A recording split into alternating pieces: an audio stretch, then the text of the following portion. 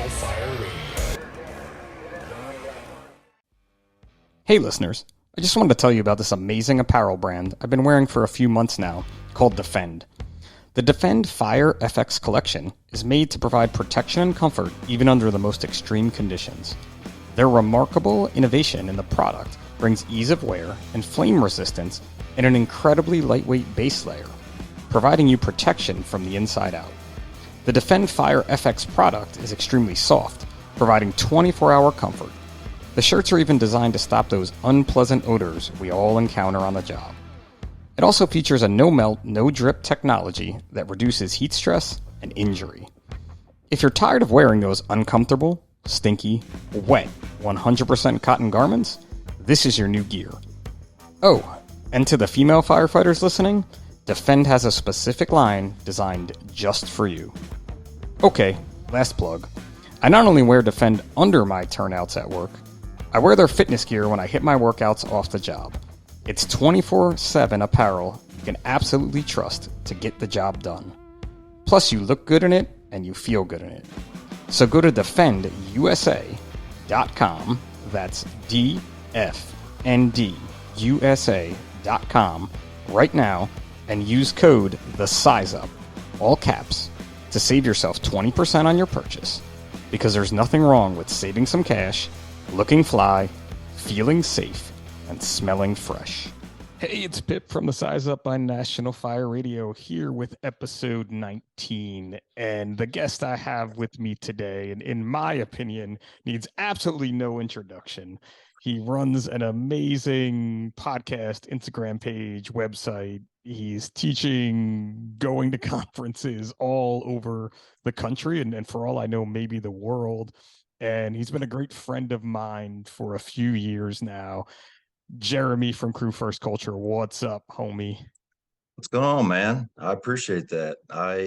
I definitely don't believe any of that's true, but I do appreciate it. Well, let's go here. Wait, I was going to use this one, and I didn't say it in my little intro there, but he is a tireless advocate for the statement, leave it better than you found it.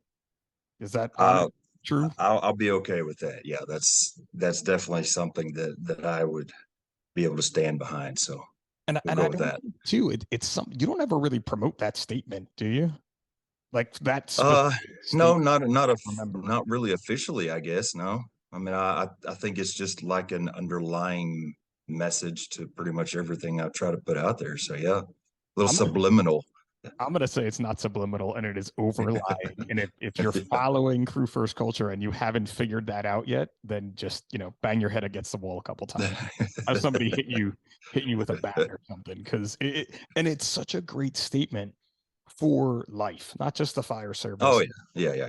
Oh, yeah. In everything we do, parenting, you name it, teaching. Go ahead. Yeah. It's your statement and I'm stealing it. So go ahead. No, it's not. I mean, that's a statement that everybody needs to grab a hold of. It's not anything to do with me, but you're absolutely right. And I'm glad you brought that up right out of the gate, because honestly, that's what truly drives me. I do want to be a better firefighter. I do want to be a better company officer and help people in their fire service career. But if that's all I was doing and all my purpose was that I felt, I wouldn't be doing it still, because I would have gotten bored of that.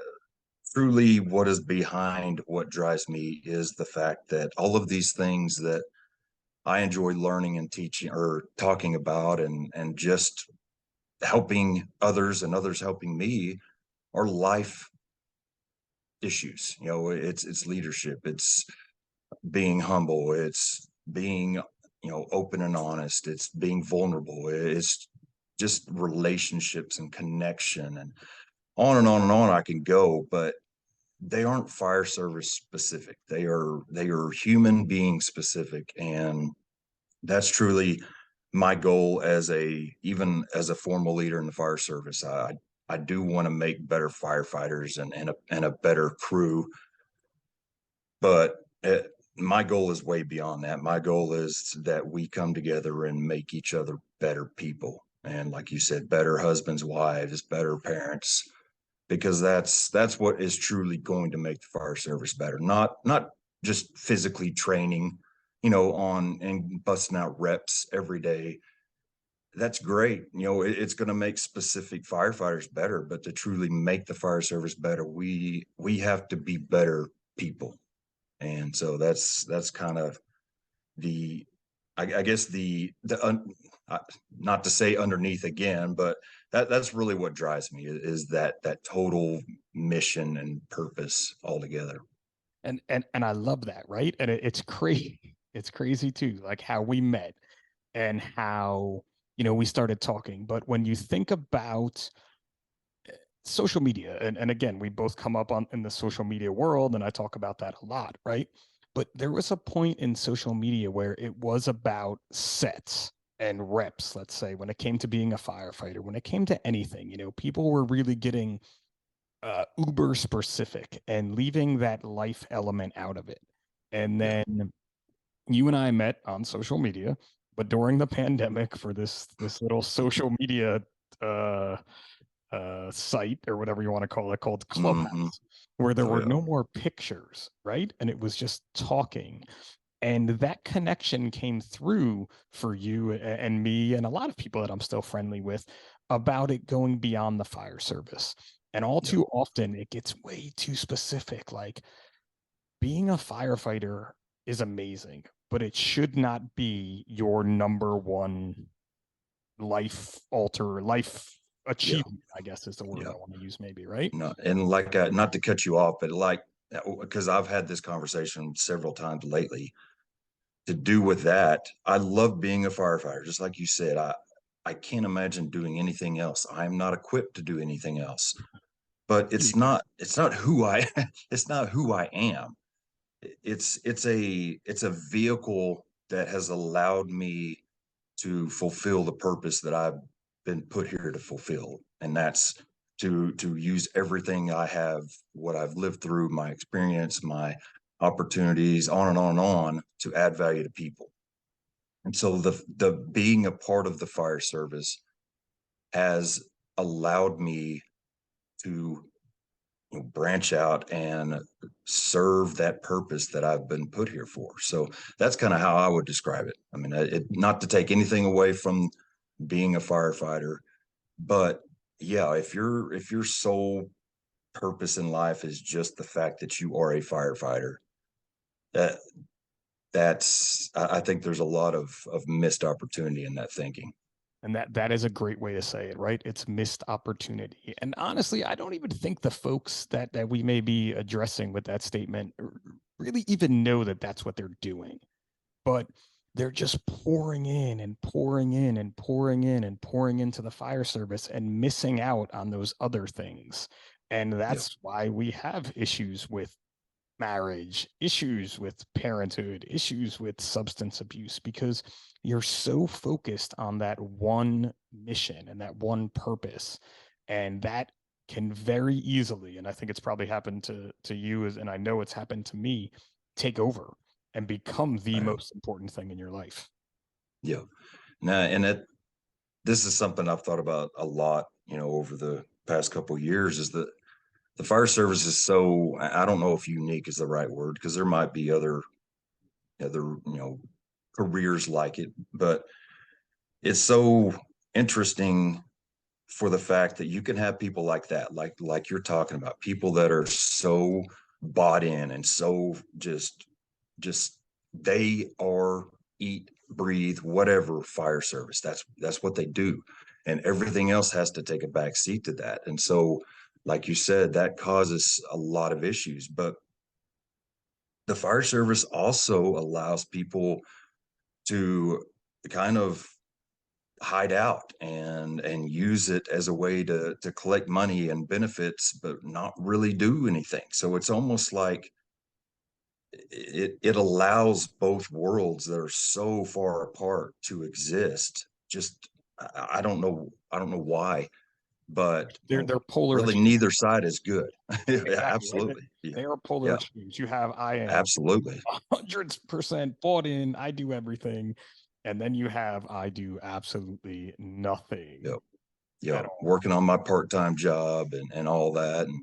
And I get some of it. I do. And I have played on that side of the fence. I have been the guy that has been checked out and not fulfilling my purpose. I'm not saying I am perfect or that I don't understand kind of being in that, that lows of the roller coaster ride of fire service career. But there's a lot of people that aren't just in the, in that low of a ride. That's where They they stay are. there. That's where they have, yeah. They And never come back up. that's hard. Yeah. It's And hard for me to really accept that.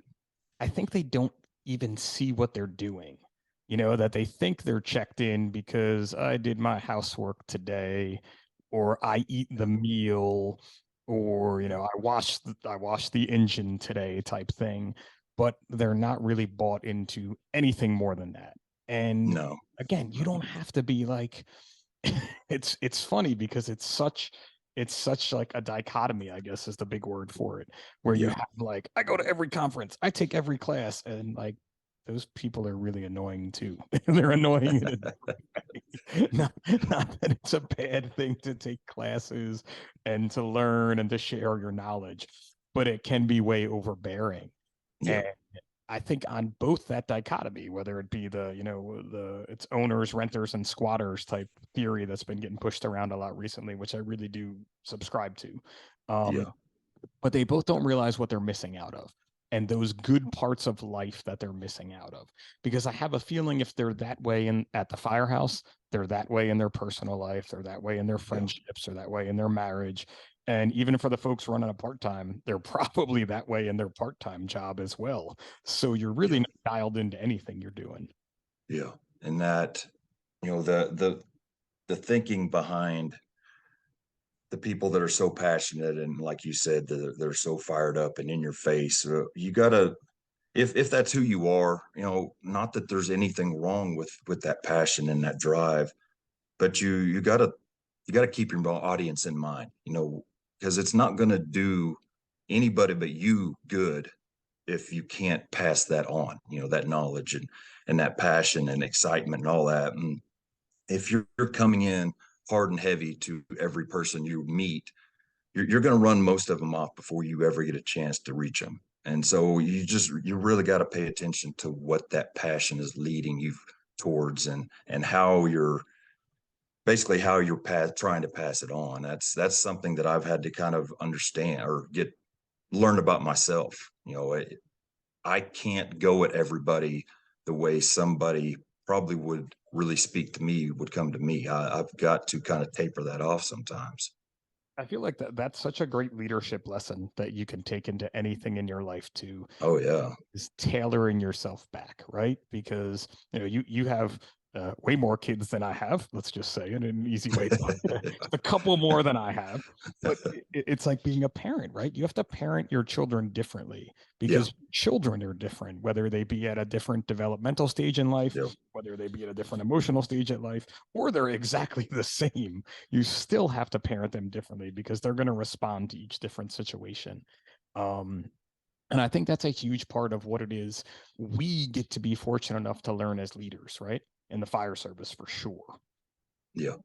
No, and I just speaking personally, but I feel pretty comfortable saying that this is a pretty widespread problem is one of the biggest issues that new station officers face is just the lack of preparedness for that right there, for being able to lead a group of different adults, different sexes, different uh, past histories, family history, different ideologies, different ways they learn, different ways. I mean, it's just you can make a million different scenarios out of just a group of 5 or 6 people. And so, how do you do that when you haven't been taught really anything of those soft skills?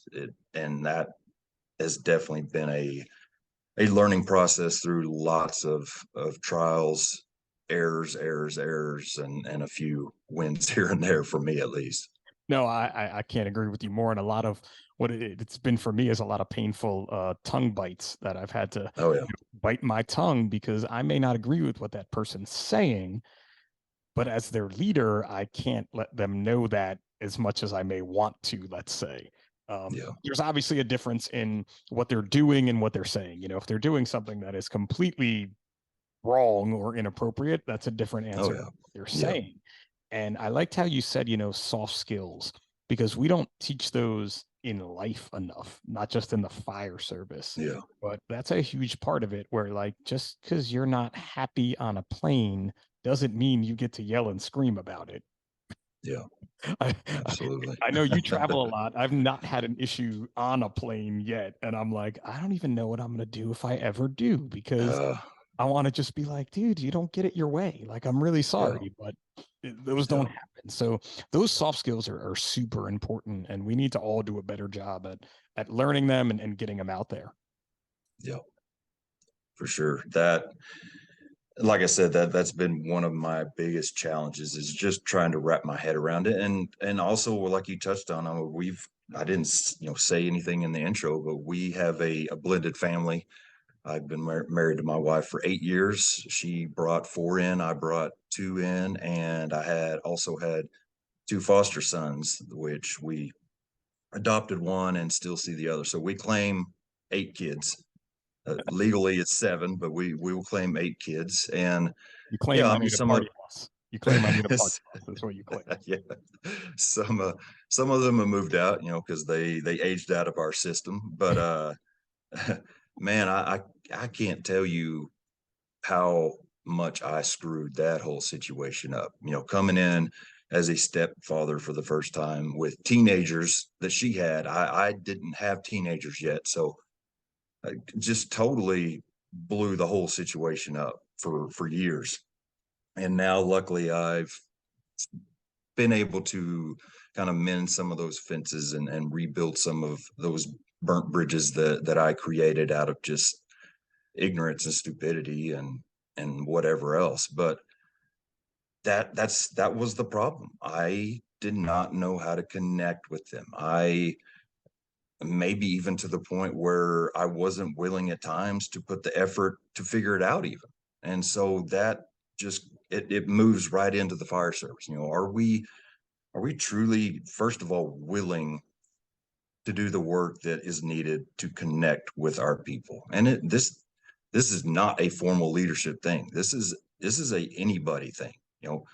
If you're the lowest firefighter in the group, you still need to work at those connections and with everybody else. And so that's the first question. Are you willing to actually do that work, put the time in? Because it is work. It does take time. And then just figuring out how to do it and enjoying the ride, really just enjoying the process of getting to know people.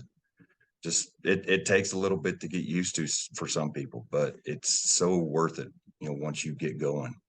So I don't fault you in this teenage thing, because young Finn be 13 in 2 weeks here, a week and a half, or a week actually, I guess, when this episode comes out to the day. This boy is something else, man. I don't even Yeah. know. He's not my little boy anymore. And I Oh get yeah. it. And it's confusing. And it's funny because Tracy will be like, is this what you were like when you were 12? And I was like, I don't remember what I was like last week. And you want me to remember being a 12-year-old boy in 19? uh, I can't do that one. So you can't, anybody with teenagers, anyone who tells you parenting gets easier as they get older is just oh straight yeah. lying. It's just Yeah, different. oh yeah, absolutely. But that thing about, adapting to the others around you, I think it's a big deal, because when you're new in a firehouse, whether you're a rookie or you're a transfer or whatever you are, when you walk in there, you're their new officer, you have to adapt to them more than they have to adapt to you. And I think that's the best skill that I've been trying to convey when we get rookies on my shift, is to say, look, there's 20 of us, and we all get along for the most part. Yeah, Definitely people that don't like each other. You're going to have that no matter what. But yeah, it's not our job to adapt to you. It's sort of your job to adapt to us. And then we'll figure out where you place into this. And yeah, I've seen some folks who worked at that really well and adapted really well. I've seen some folks that just didn't give a shit and it didn't work Yeah. out well for you. And then I feel like the worst kinds were like the chameleons that they just kind of blended because they knew they had to blend. And then a little while later, their true colors came out and it Hmm. never works for that group of folks, right? Yeah. And one of the biggest pieces of what you said for me in that company officer role is, finding your place. How do you fit into this? We've been working at changing, severely changing the culture on my at my crew. What how I don't know how you say that, within my crew Right, you're for just adapting. You're adapting to yeah, life, right? We say a yeah, culture change, right? And it's not that it's not, but you're just adapting with life. yeah, Like we have to adapt and overcome. It's crazy because we're so good at that, right? That's what people we get paid to do. They have an emergency, we come and we figure out how to fix it, and that could be not an emergency. It could oh be, yeah. you know, you name it, and you kind of Uh-huh. happen, but we're not so good at doing it when it comes to helping ourselves, right? Whether it be our Oh crew yeah. or even ourselves personally.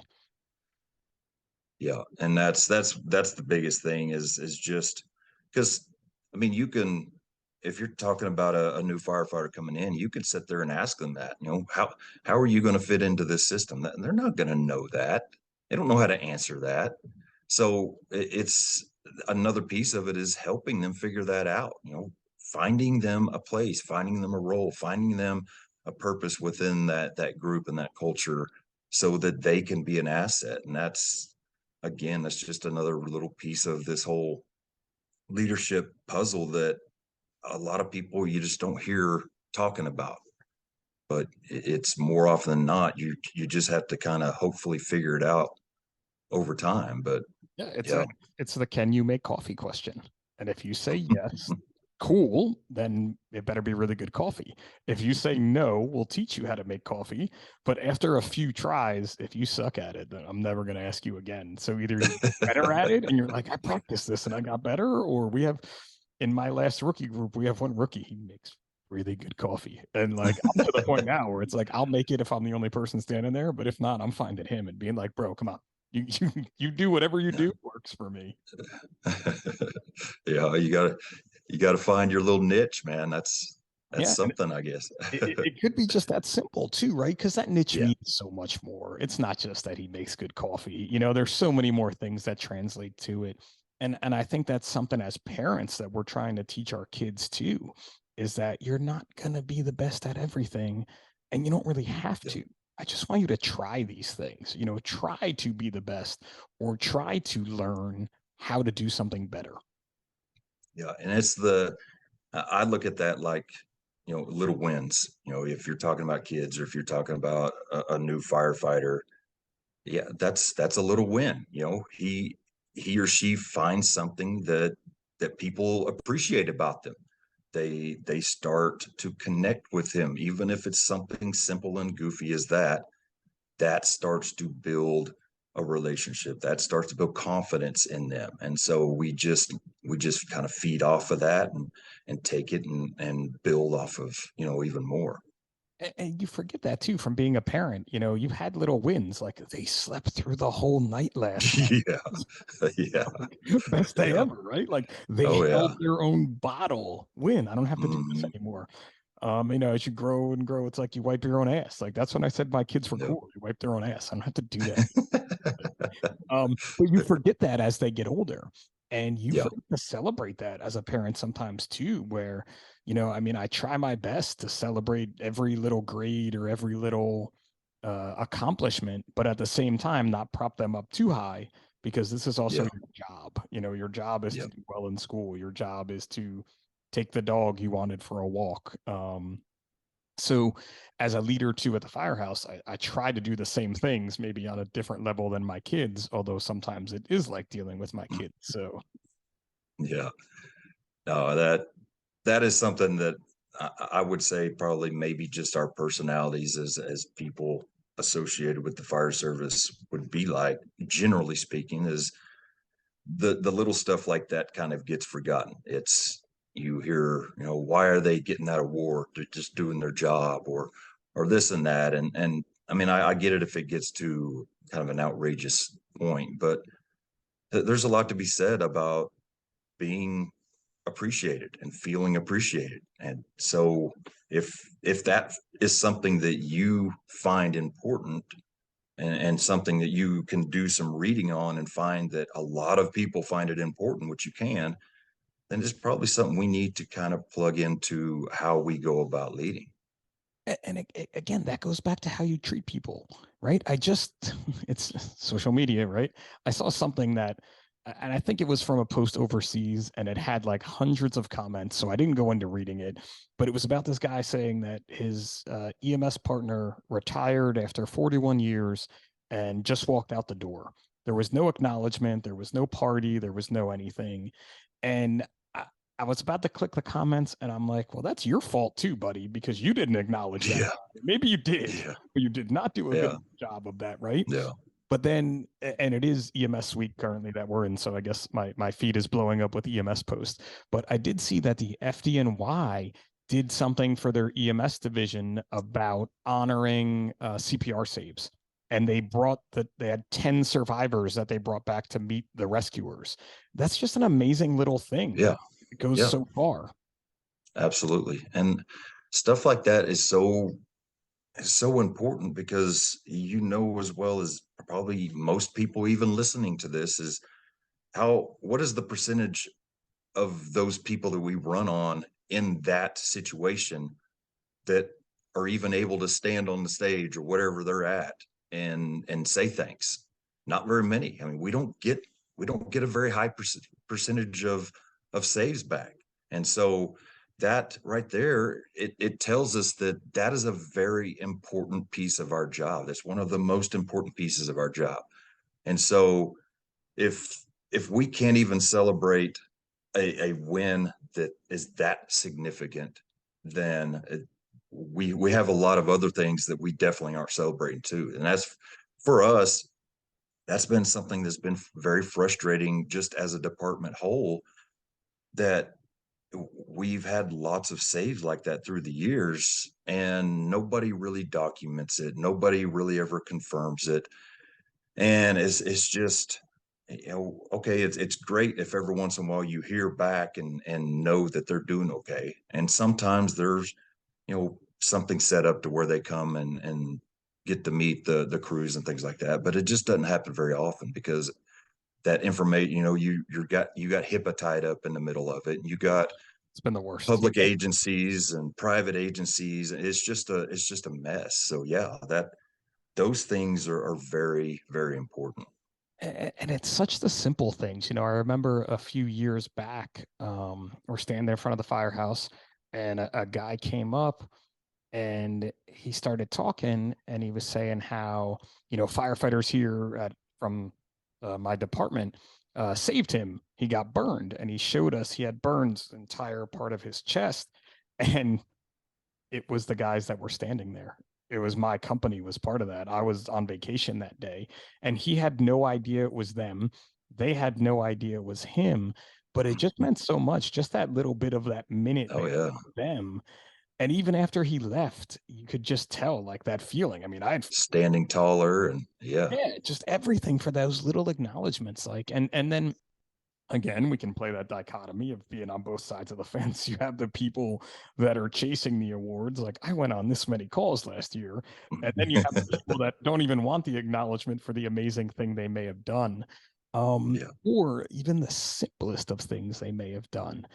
And all too often in the healthcare field, when we're kind of still with EMS here for a few minutes, they get that in the hospital because they spend way more time with their patients there, yeah, as opposed to, the paramedics and the EMTs who are with them for literally as short as we can possibly be. yeah, Part of our yeah, mission is to spend the least amount of time with you as yeah.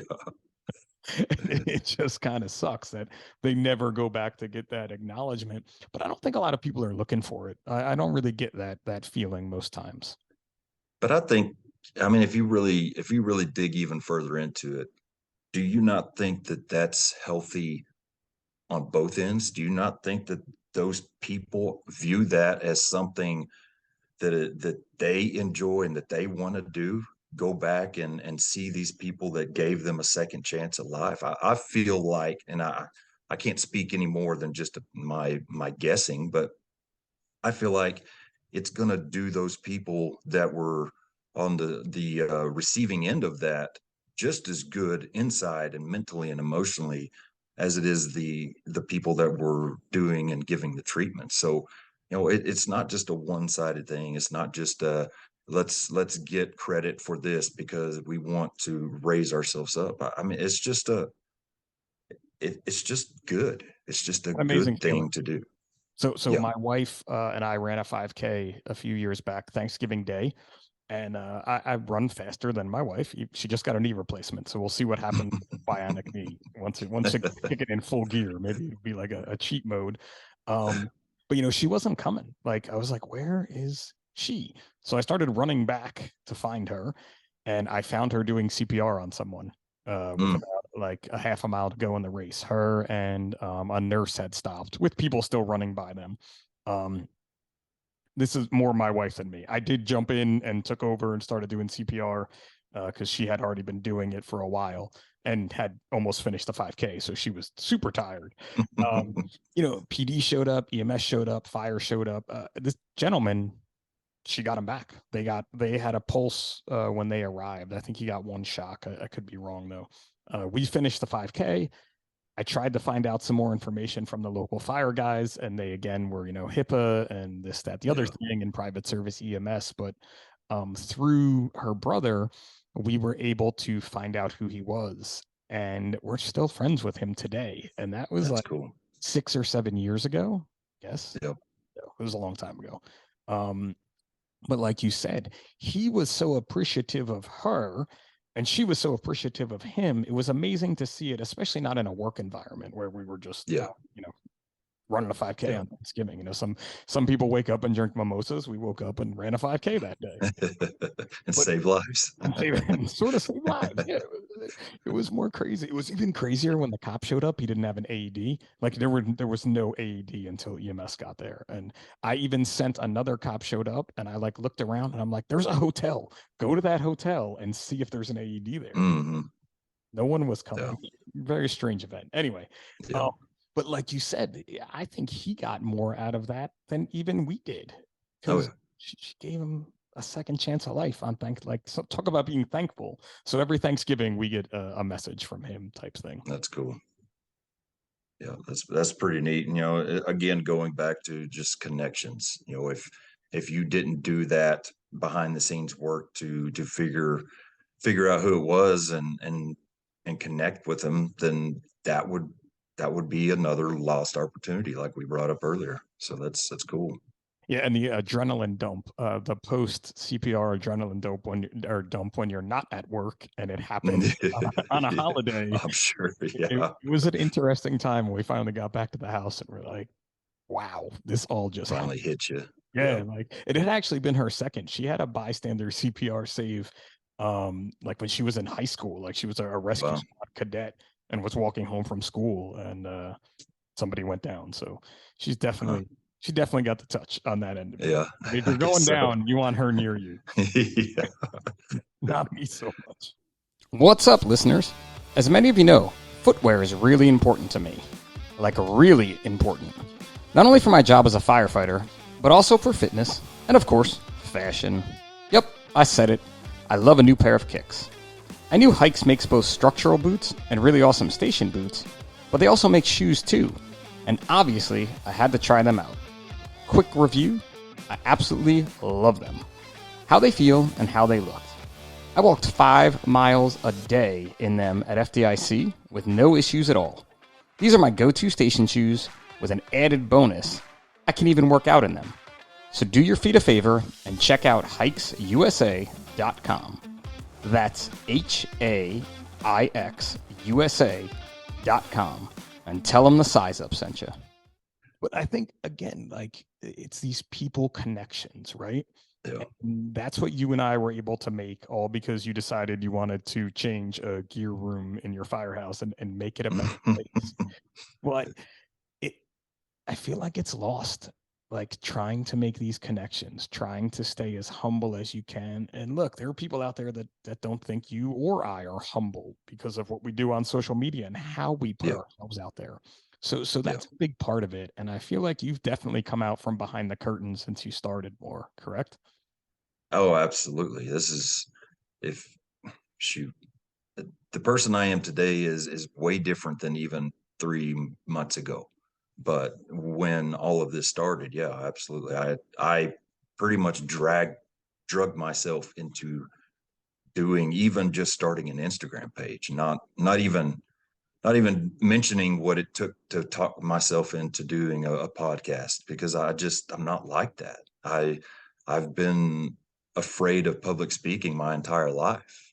And now I look forward to the next time I get a chance to stand up in front of people and share my message. So it's definitely it, I don't even really even know how to describe it. It's just incredible the amount of growth and the difference that I feel I have gained, through the past couple of years for sure. Well, and you're appreciative of that growth. I can't Oh agree yeah, with what you just said more. Like, I am so appreciative of what I've learned from doing this, from doing all the things that I've done, and how I've grown into what I feel like is a way better person than I was, like you even oh said yeah, 3 months ago. Just coming back to yeah, the podcast in the past month has been amazing. And I want to just keep doing more and more and yep, more of it, even though it's really, really, really hard. yep, absolutely. It's like I I hope I don't butcher it, but my wife sent something on just to kind of posted something on Facebook a while back, and it said, don't claim to be somebody that wants growth and strives to be better if as soon as the growing pains show up you start running. And that's kind of paraphrasing it, but that really kind of punched me in the face because that was me, or that has been me, and it still every once in a while is me. I speak all the time about daily pursuing growth and always wanting to learn or grow or do something better than yesterday.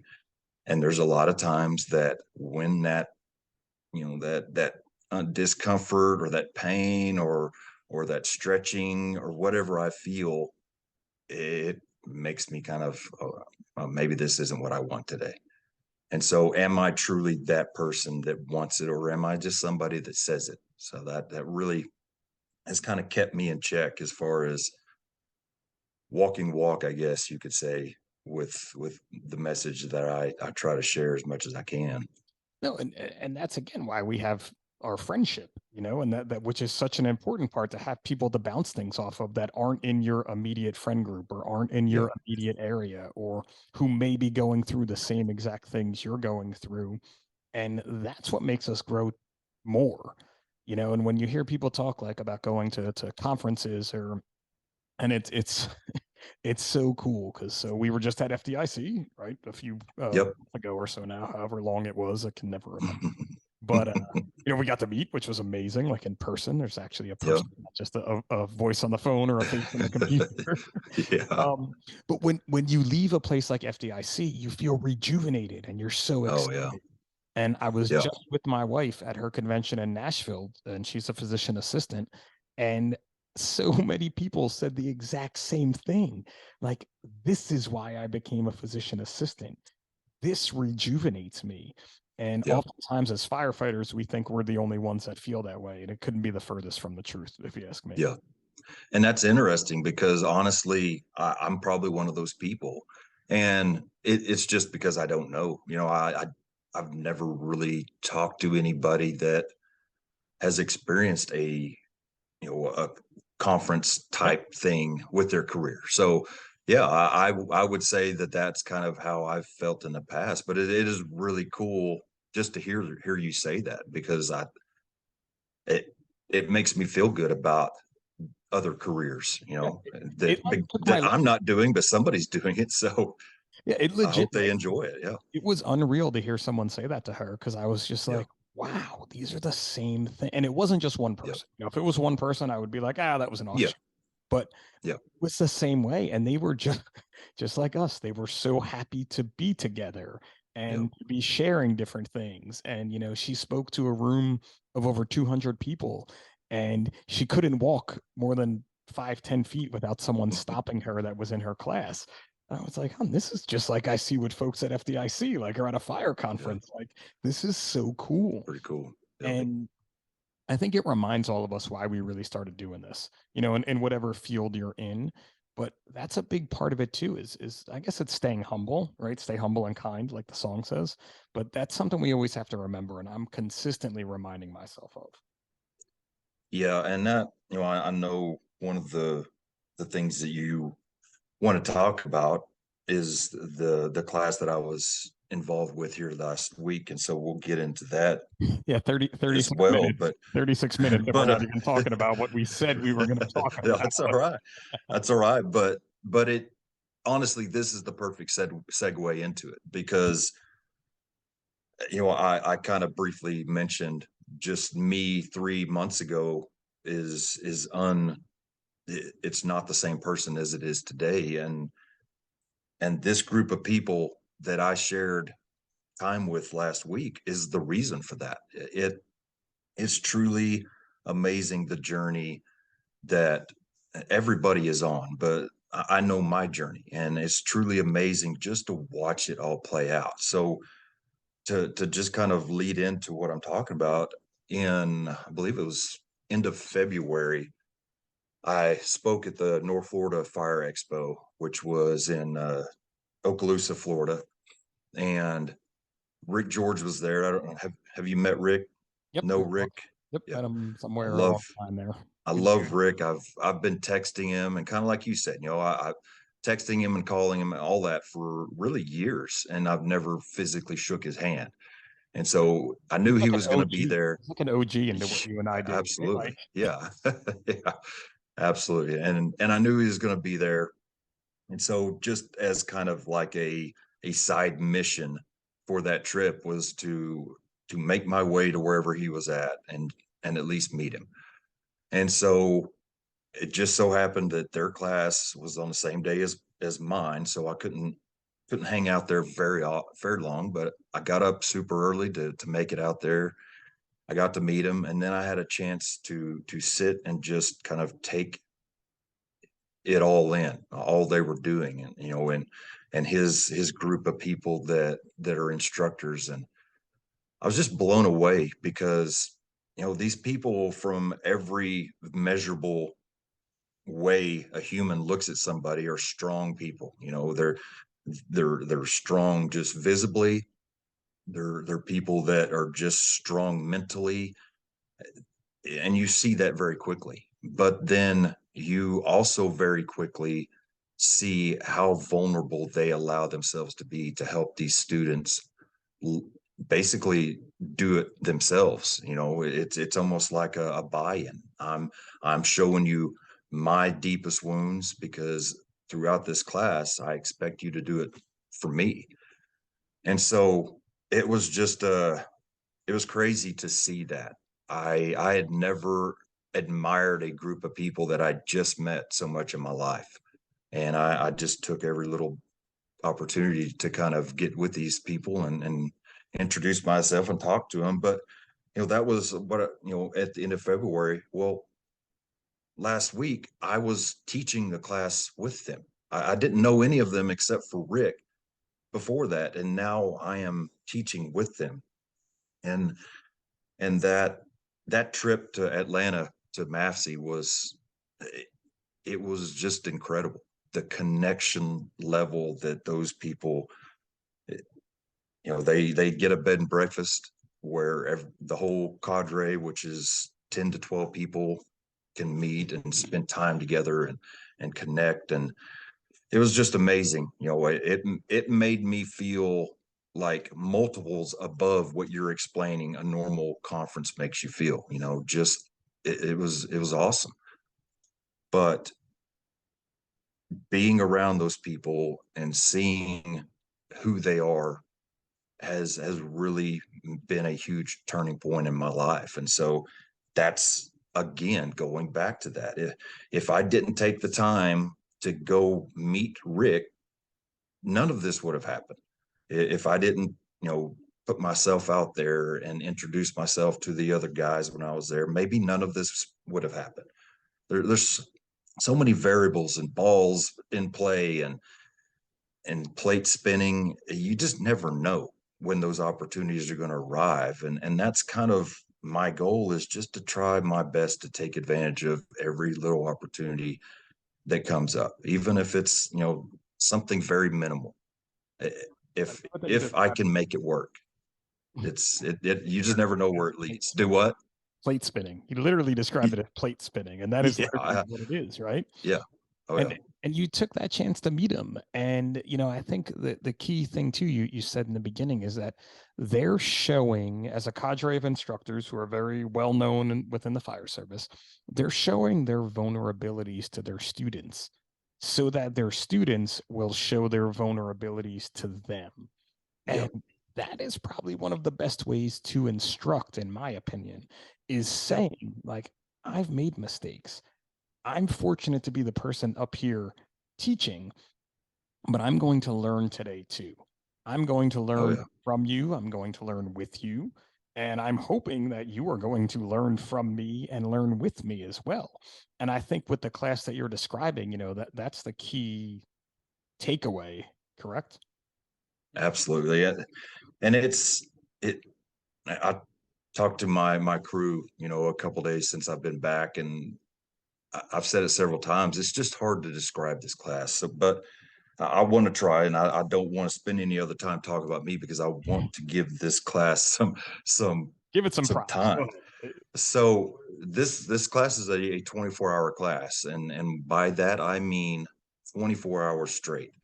So at in Atlanta, we started at 8 a.m. on Thursday. We finished at 8 a.m. on Friday. It's literally nonstop once we get going. And a lot of people kind of maybe look at it like, oh, this is just like a smoke diver, or something, to where you're just going to get beat on the entire time, and all you got to do is withstand it. And it's so far from the truth. It's not about withstanding the punishment and the effort that you have to exert. It's all of that is there. I mean, they wear these people out, really, really wear them out. But That's that's what just happened. a tool to it's just a tool to get to where they need to be for us to help them as instructors. That working and exertion over, the first 12 to 18, 16 hours really starts to break down the physical ability to overcome things and compensate for things. And once that is gone, then all you have left is the mind to work with. Their physical body has failed them. So now it's our job to work on the mind, because there aren't obstacles in the way. It's just you and the student's mind to work with. And so that's what it is. It's building. And so the class is called Developing High Performance. I think almost unlocking human potential would be maybe even a more on the line name for it. Is that's truly what they're doing, is showing people how to be resilient, how to truly last a career and come out in a good way, because there's so many of us that aren't. So many of us aren't really even making it to the end of the career, for one, but getting to the end of your career and just aren't in a good place. And so it basically, if you've not read the book Developing Firefighters Resiliency, so that book was written by Bob Carpenter, Dave Gillespie, and Rick George. And so a lot of this class is built off of that book. And if you haven't read it, please go out and read it, because there is lots of good information in there. But they now are kind of partnering with yoga for first responders. And I don't know if you've worked with them or met them yet, Pip, have you? I have. I haven't specifically done too much with Just them, but I've spoken to them and we've tried to get some stuff off the ground. It just never yeah. got flew. So they kind of work in conjunction and partner together in this class, and it's just back and forth all day. You go sit down in the classroom and we talk about a certain aspect of what we're going to be working on. Then we'll go out and they'll do yoga. Then we'll go in the classroom. Then we'll go out and do some SCBA work. And so it's just back and forth all day long, but they're learning how to cope with the stress. They're learning how to cope with the anxiety and all the stuff that's going on inside us when we are at the end of our rope, when we are at the edge of what we can handle.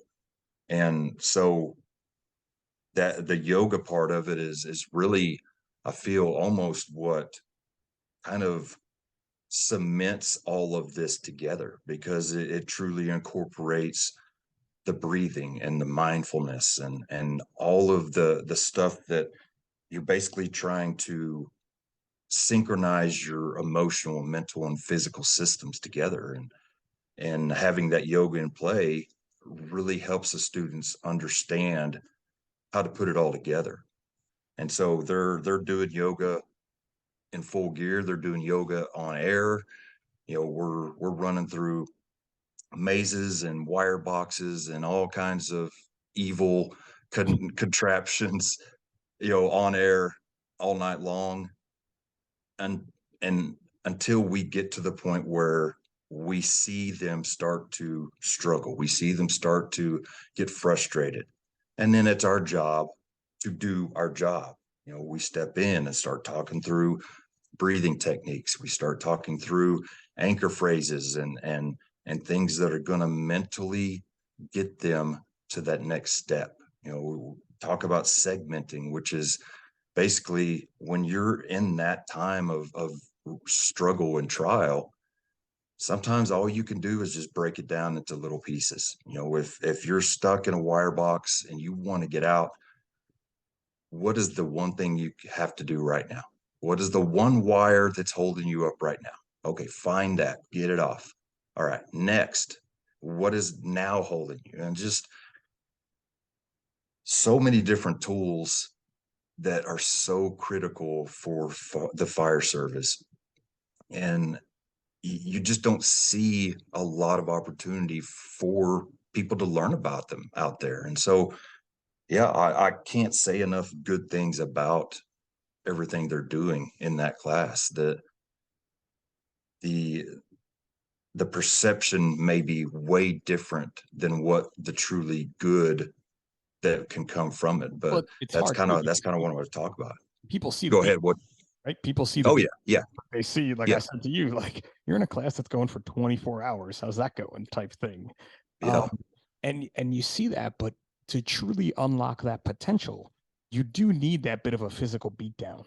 I think what you're telling me and you're telling the listeners about this specific class is that they're not just there to beat you down, because that's really easy. Trust me, I've beaten people down oh in yeah, workouts, yeah, and I've beaten people down in fireground training. mhm. I Yeah, can kind of do that fairly easily. It's an easy skill for me, but it's when you want to build them back up and how you're yep, going to let yourself be built back up. And you truly can't get there until you're that exhausted. Like you truly, it's one of the things that I found the best when I did a 16-hour go ruck was that, listen, in the beginning, it was a straight PT beatdown. And like, mhm, man, the grinder and people left. There were definitely people that left, and I was definitely not happy, nor was anyone.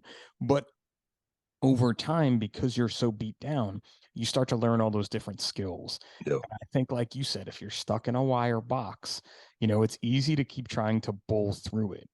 But if you're yep. already physically beat down and you can't bowl You through don't it, have that. Yeah, you just don't have it. And, absolutely. and there's days where Yep. we just don't have it. I tell a story about being at a really bad fire, going back and forth to the roof and finally being like, I can't hold the K-12 anymore to climb the ladder. Yeah, Someone else has to do this. I yeah, physically can't. And you get to that point where, all right, well, if you can't, who can? And if none of us can, how do we get the K-12 up to the roof? Well, we do that thing they taught us in Fire One with that magic rope, that we all tend to forget. Yeah. But you need to be that beat down to get there. And it sounds like those are the Yeah. tools that they're giving the folks, right? Yeah, absolutely. And so just like one aspect of it is breathing, and it's huge. Just being able to control your breathing and the benefits that you will get physiologically by breathing properly. And that's, like I said, a huge part of yoga, but it's really the base of this class. And we have them all wearing heart monitors the whole time.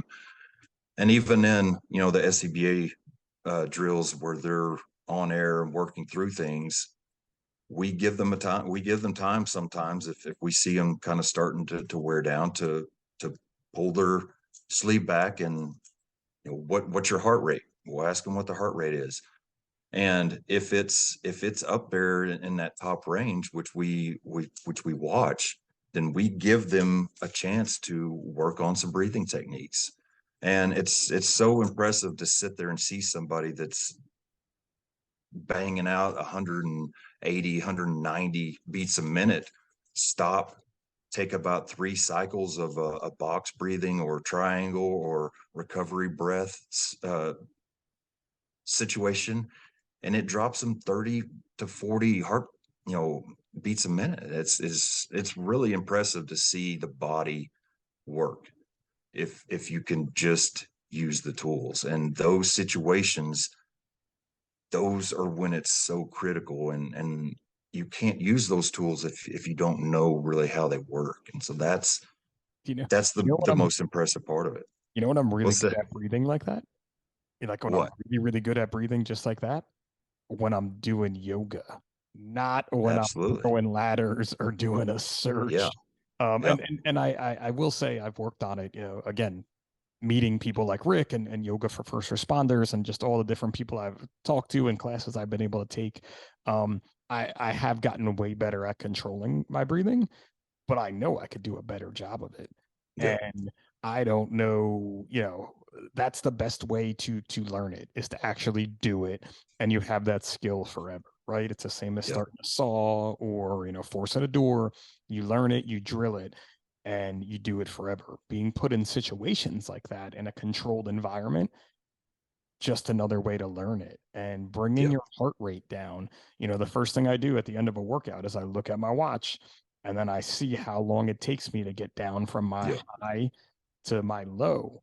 And going back to the early 555 fitness days of just being two dudes that like to work out and not even realizing how important the post workout recovery was to our success as firefighters, our success as leaders, Yeah. and going to that end game of the career, which I am way closer now than I was when we started 555. Yeah. But no, that's like I said, it's so important to not only just for your safety in dangerous situations in a burning or dilapidated structure, whatever, but again, like I started this whole thing off with, that those breathing techniques can be brought home when you're about to lose your temper with the spouse or the kids. And it's it's really important to try to do that stuff. And it's funny maybe hearing that, especially if you don't truly understand or never really practiced it, but it works. It truly works. And so yeah, it's pretty cool. And I think something too that yoga for first responders is doing is, folks think of yoga sometimes and they think like you're joining a whole religion or a whole Yeah. set, Yeah. whatever you want to do. And in reality, it's all about you. Yoga is all Yeah. about you and your body and your acknowledgement of your body and what it can and can't do and the potential you can unlock. And I think that's something they're probably doing a really good job of, because even decompressing after a call and using Yeah. breathing doesn't have to be a physical thing, a mental thing. I'm learning that from riding the car more and not really doing much physically, but doing a lot of mental work. Yeah. I find myself in the office at night just kind of taking some nice deep breaths with my eyes closed, to prepare myself for what's next, I guess is a good way to put it. Yeah, they're definitely set on changing that stigma and changing the way people look at it, especially first responders. Obviously it's in their name, but they do a great job of approaching it in a way that speaks to us. It's not yoga pants and breathing techniques while you're smelling incense and all this stupid foo-foo crap. It's down and dirty. Get to what we need to know and do what we need to be doing, and so they do a really good job of it for sure. And it's such a huge thing too, because it's becoming more and more prevalent in recruit training, starting our recruits off with PT, with yoga type exercises, breathing exercises, giving them things. I mean, when you and I first came through, it was here's your SCBA, you put it on this way. Don't breathe too fast because you'll run out of air and die. Good luck. Yeah, yeah, Here's a yeah. maze. And Good luck. then put you through some mazes and just until you did die. Yeah, pretty Then much that until that was it. Yeah, you just kept getting hooked by the same hook or running yeah. into the same wall type thing. Oh But it's yeah, cool to see that as being, an addition. I mean, again, we can date ourselves here, but we were barely taking our SCBA pack off going through a maze and being forced to squeeze through this little spot, as opposed to someone being like, if you take it off and hold it in your left hand, you can yeah. slide through and put it back on like we're doing now. Those Oh are yeah, just some of the amazing things that forward-thinking people like a Rick George have been doing, for most of their career. And it's great to see it out there, and it's great to see it getting combined with a mental aspect, because yeah, again, we can for beat sure. people down and beat people down, but we have to teach them and build them back up. And I think that's Yeah, just a great slogan that you have. Again, going back to crew first culture, and it's leaving it better than you found it, right? We yeah, have to keep changing to do that. absolutely. And they're kind of what they like to say is, I'll say it, I'll read it so I don't mess it up. They're preparing your mind for where your body will have to go. And I think that's a pretty good way to sum it up. And that's Tactical Resiliency Training, TRT is the Rick's basically company that puts it on. But yeah, it's a solid group. If you ever have the opportunity to take that class, you need to sign up because it's Now you're great. making me feel bad because I definitely have not taken it, but I don't think it's been offered anywhere I've gone. Let's say that I can remember. Well, it's still fairly new. They've done it a couple years at MAFC. They've done it 1 year at North Florida and one time at Portland, I believe. And I think that may be the only 24-hour version, at least, that they've done. So it's still fairly new.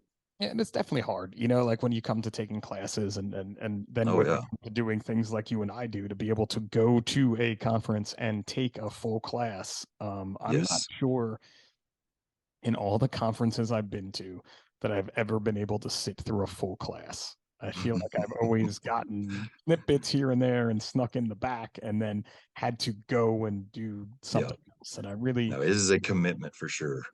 and I feel like I really need to just go and take a whole conference and not Yeah. agree to do anything at that Yeah. conference aside from take classes. Just enjoy it and be there and yeah. 100% not going to effing happen. Like there's no way, Yeah. there is just no way it's going to freaking Yeah. happen, no matter what I do. But it's something that I really have to strive to do more of. And again, to make myself better. I have Yeah. gotten to take classes, don't get me wrong, and I've gotten to learn, but usually it's, I snuck in the back of someone's class for 15, 20 minutes, gave them Yeah. a wave because I knew them, and then snuck back out type of a thing. Yeah. So, all right, that's a new goal. Thanks. Thanks, Jim. I really appreciate you giving me a new goal Just here. trying to leave some takeaways. There you go. Try to Some action points. give me some takeaways to hate myself more that I won't be able to do it anytime. Yeah. And I have to convince Tracy that now I'm leaving again to go and learn some stuff. Yeah. And I swear I'm not going to do all the other 8 million things I do. Way to go. Uh, So as we come up to the end of our hour here, which has been epic to say the least, and I knew it was going to be, and like we said, if you're still listening, this podcast was thrown together, or the idea like, hey, come jump on the size up with me, was to talk about that class that we didn't talk about until like the 40-minute mark. Yeah. But that's fine. I honestly, if anybody does listen to my stuff, I have to almost be careful about talking about it too much because, like I said, the connection I have with these guys and that class has just it almost draws me out and it makes me want to talk about it, every little thing I add in. So if you do want to learn more about it, go over to my podcast. I'm sure you'll have lots to listen to. So There'll be lots of episodes, and I'll throw a link down in the show notes too, where you can learn some more about that. Where can these folks all find you, Jeremy, if they don't know where you've been, where you are? So for me, I try to make it pretty easy. Everything is basically under Crew First Culture, and that's with a 1ST. The Instagram and Facebook and pretty much everything is under that. My email is crewfirstculture@yahoo.com. I have a website that's crewfirstculture.com. And so just anything like that. Actually my phone number is on the website or everywhere else. So It's all out anything you got to say, I enjoy discussing it and just for whatever support that you like to give. I appreciate it.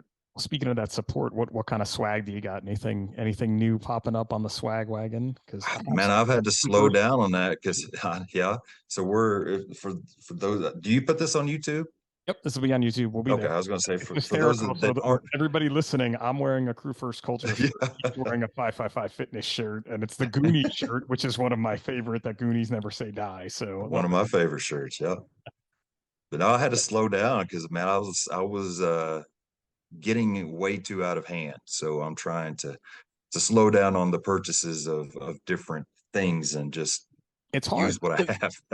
It's It's fun to me. it's a Just lot of designing things, that's my problem is I enjoy it. So but it's a whole business in and of itself. And there yeah, are yeah, folks out there who that is their business. They run yeah, a business. They make yeah. And that's not me. yeah. I've got boxes in my closet. That's my corporate office right now. So And it's really hard, speaking to someone who did it with a not-for-profit, to run the not-for-profit and to run a swag business. It's mhm. impossible. Like you just Oh yeah, you can't do everything, and trying to do that extremely well was just not feasible. And it's hard. There's so many that's a whole different lifestyle episode we could talk about making swag. yeah, But for listen, man, sure. I cannot thank you enough for your time today.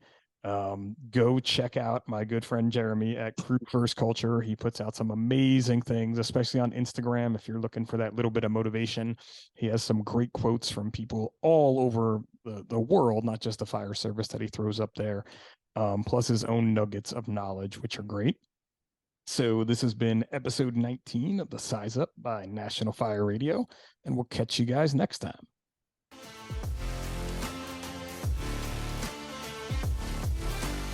National Fire Radio.